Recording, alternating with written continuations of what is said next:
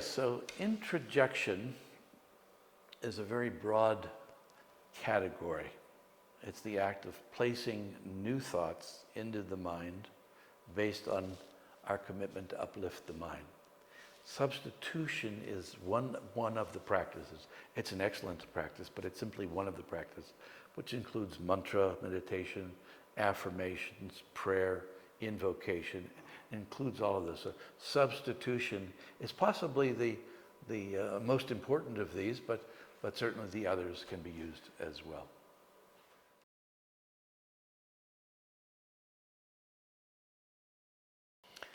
Affirmation means that we use our words or our thoughts to affirm a reality that we wish to manifest.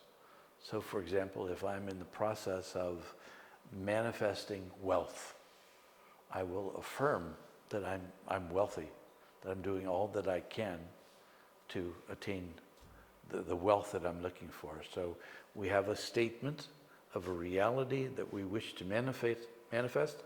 Then we use our words to affirm that reality has already manifested. So as I say, if I want to create wealth, I affirm I am wealthy. I'm abundant. I have all that I need. And once we can truly conceive and believe that, we can manifest that reality in our life.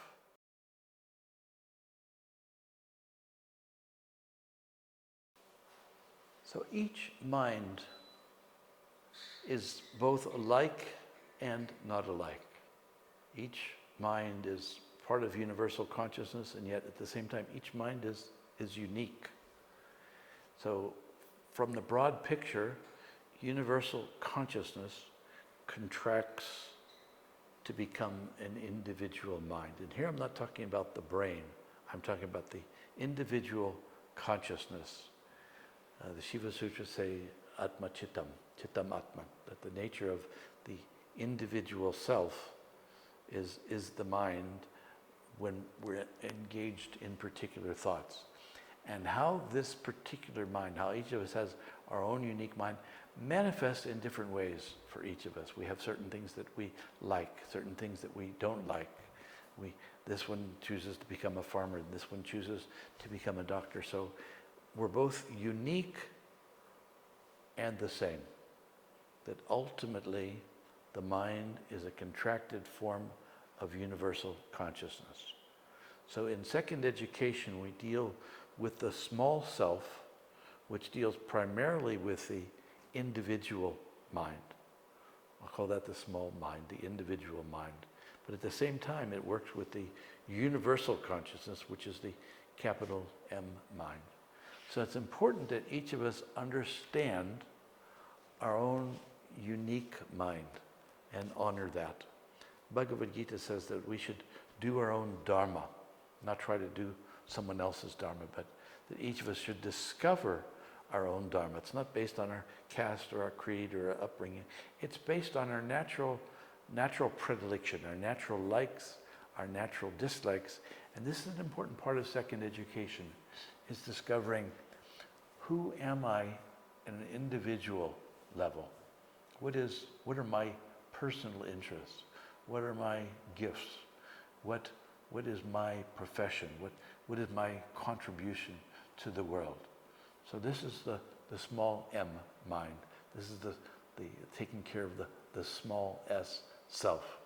And once we do our dharma, we do our own duty, we're true to our own being, then we begin to discover that there's a higher power within us.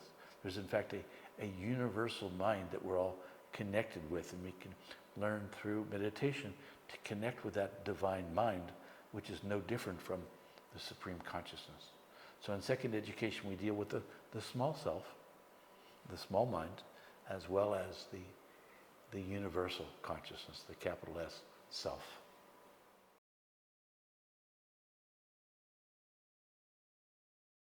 The mind is both unique as well as the same.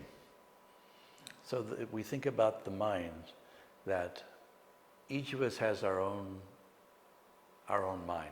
We have our own likes, our own dislikes, our own predilections, our own tendencies, our own samskaras. So we're each completely human and completely unique. And at the same time within us, there is a consciousness that we all share that's the same. So the source of our uniqueness, as it were, is universal. It's consciousness. Universal consciousness contracts to become the individual mind, and then that individual mind expresses itself in completely unique ways.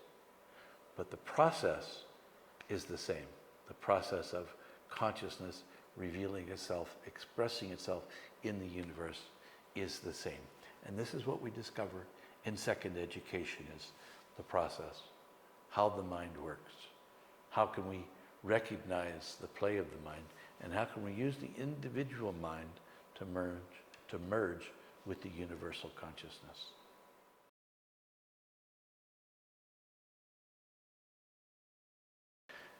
These 7 types of introjection are types, they're broad categories. So within that, there's a lot of leeway. So for example, when I say you can use a great statement, you can use any of the Mahavakyas from the 4 Vedas, or you can use any beneficial statement that's uplifting. So there are 7 general types of introjection, but the specifics of that can vary. We can have affirmation as one category of introjection, but you can have all sorts of affirmations. I'm courageous, I'm whole, I'm perfect, I'm abundant, I'm wealthy, I'm prosperous, I'm happy, I'm Shiva, Shivoham, I am that. So prayer also, one type, one broad category, but we can use it in many, many different ways. And I'm sure that the students may find their own ways of recognizing and changing their current thought patterns. That's really what introjection is first of all, noticing that I'm having a tearing thought. I'm having a thought that contracts me, a bad feeling that's being generated from a thought.